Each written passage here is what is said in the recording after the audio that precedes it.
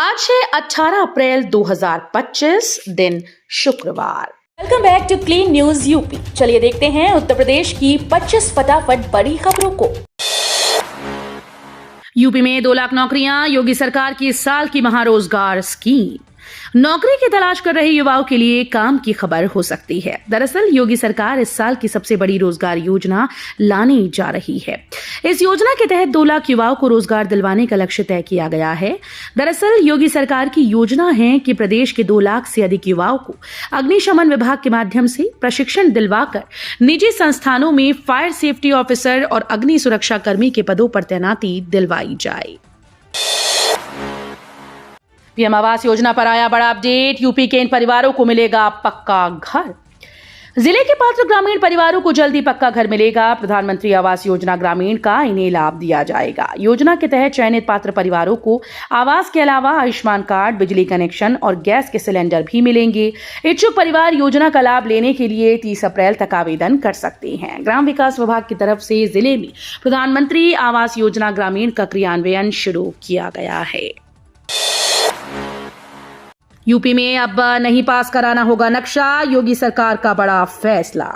मुख्यमंत्री योगी आदित्यनाथ ने उत्तर प्रदेश के लोगों को बड़ा तोहफा दिया है। घर का नक्शा पास करने में जो शोषण होता है और उसके बाद में जिस तरह की धन की उगाही होती है, उसको रोकने के लिए ये निर्णय लिया गया। उत्तर प्रदेश के नए बिल्डिंग बायलॉज में इन सारी परेशानियों को समाप्त कर दिया गया है। उत्तर प्रदेश में अब 1000 वर्ग फीट तक प्लॉट पर भवन निर्माण के लिए नक्शा पास कराने की जरूरत नहीं है। यूपी में इको टूरिज्म को बढ़ावा, योगी सरकार कर रही तैयारी। योगी आदित्यनाथ सरकार राज्य में इको टूरिज्म को बढ़ाने के लिए महत्वाकांक्षी योजना शुरू करने जा रही है। इसके तहत Uttar Pradesh eco tourism development board 18 eco tourism fellows और एक प्रोग्राम कोऑर्डिनेटर की नियुक्ति करेगा। इस पहल का उद्देश्य पर्यावरण संरक्षण के साथ साथ इको पर्यटन को बढ़ावा देना और स्थानीय समुदायों को आर्थिक रूप से सशक्त बनाना है। आगरा के पर्यटन को लगेंगे पंख, बदलेगी मंदिरों की तस्वीर। 118 करोड़ का बजट जारी। उत्तर प्रदेश पर्यटन विभाग ने स्मारक और मंदिरों के लिए खजाना खोल दिया। प्रदेश में धर्मस्थलों के विकास कार्य, जन सुविधाएं बढ़ाने और पर्यटन स्थलों पर साइनेज व प्रवेश द्वार समेत 13 कार्यों के लिए सरकार बजट जारी कर रही है। योगी सरकार ने आगरा के लिए 118.28 करोड़ रुपए का बजट जारी किया, जिससे बटेश्वर में करीब 22.76 करोड़ रुपए से अटल स्मारक बनेगा। यूपी रोडवेज में अब ऑनलाइन बुक कर सकेंगे मनपसंद खाना। उत्तर प्रदेश राज्य सड़क परिवहन निगम की बस में सफर के दौरान अगर आपको भूख लग जाती है तो फिक्र करने की कोई जरूरत नहीं।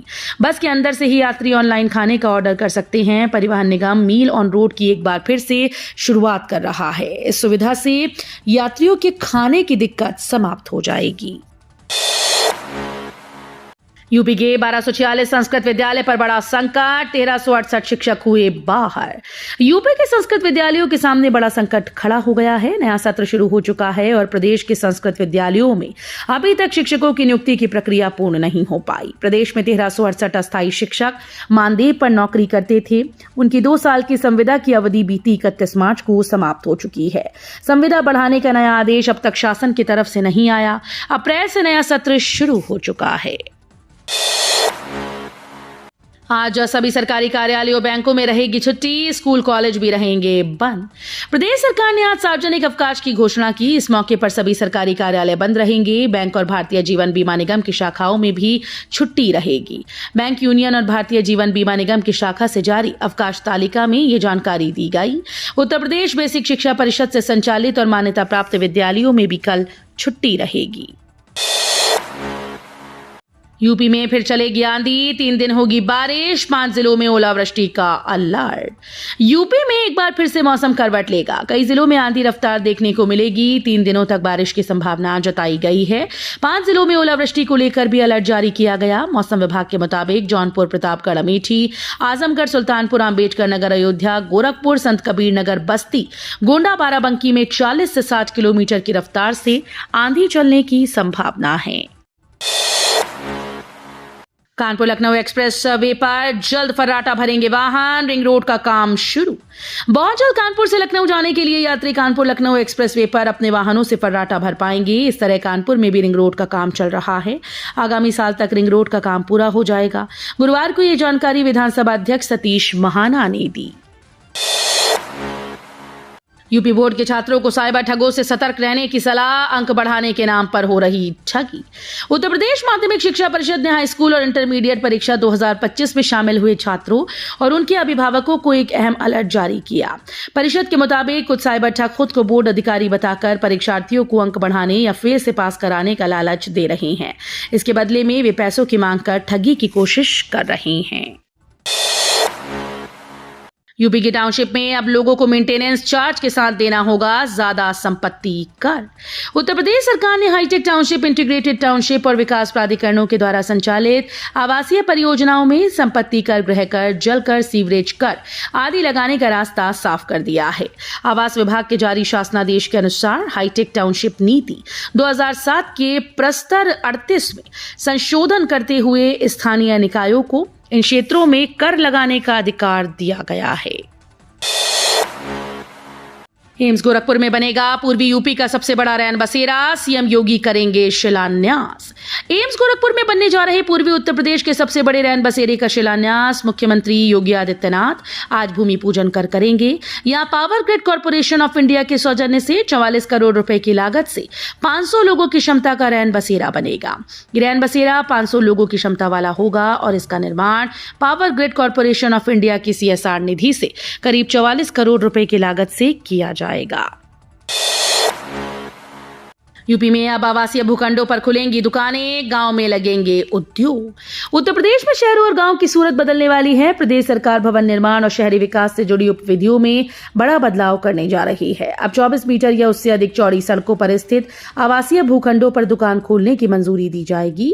यही नहीं, 45 मीटर से अधिक चौड़ी सड़कों पर गगनचुंबी इमारतों का निर्माण भी संभव होगा।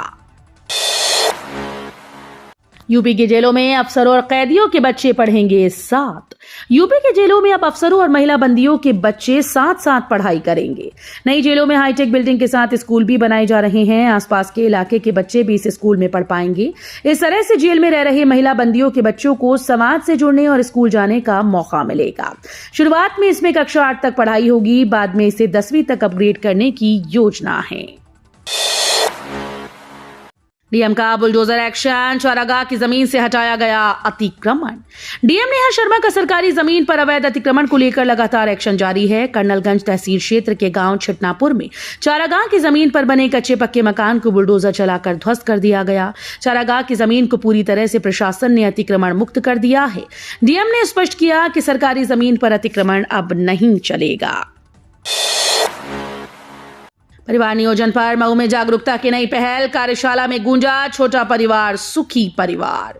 मऊ जनपद के जिला महिला चिकित्सालय के सभागार में परिवार नियोजन कार्यक्रम को और अधिक सुदृढ़ करने के उद्देश्य से एक दिवसीय कार्यशाला का आयोजन किया गया। इस कार्यशाला की अध्यक्षता मुख्य चिकित्सा अधीक्षक डॉक्टर ताहिर अली ने की। आयोजन का उद्देश्य था शहरी क्षेत्र में स्वास्थ्य सेवाओं को और मजबूत बनाना, साथ ही नवविवाहित दंपतियों और महिलाओं को परिवार नियोजन के आधुनिक तरीकों के प्रति जागरूक करना। सीएम योगी बोले, मुर्शिदाबाद जैसा हाल कभी यूपी के शहरों का भी था।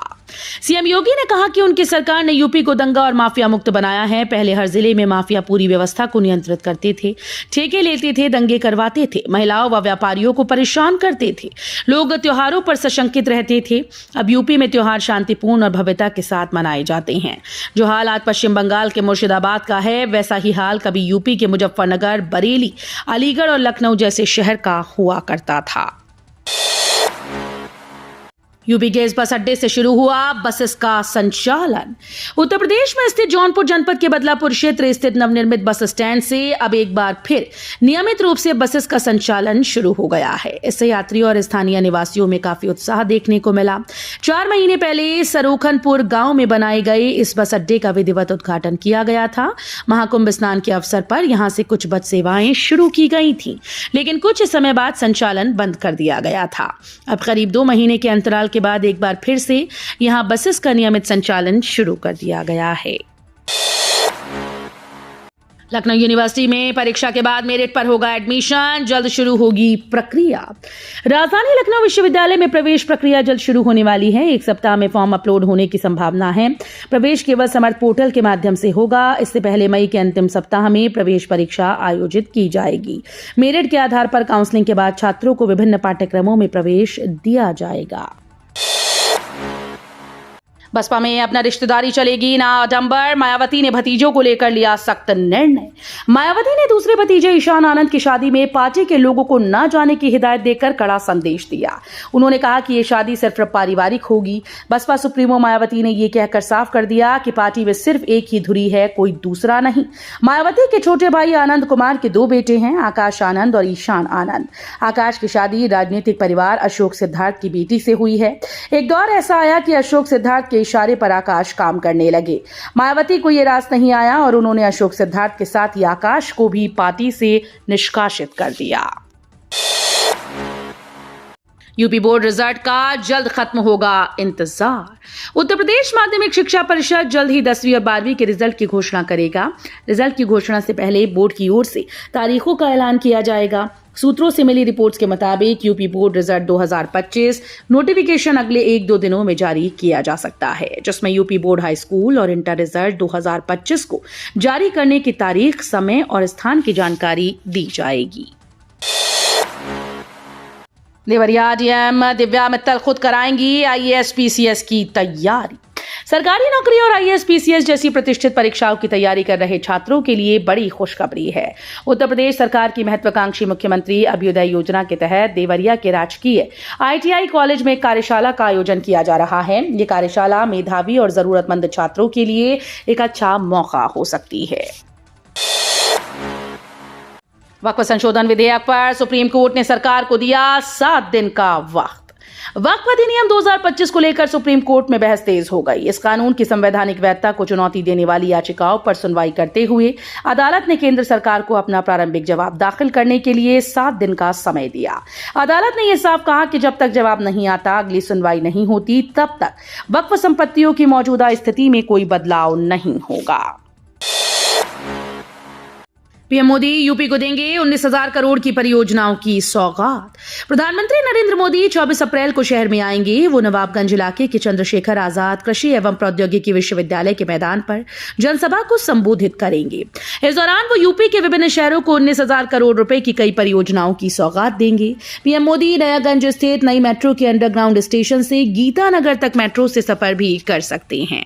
तो ये थी आज की 25 फटाफट बड़ी खबरें। अगर आपको न्यूज पसंद आई हो तो वीडियो को लाइक और शेयर जरूर करें। धन्यवाद।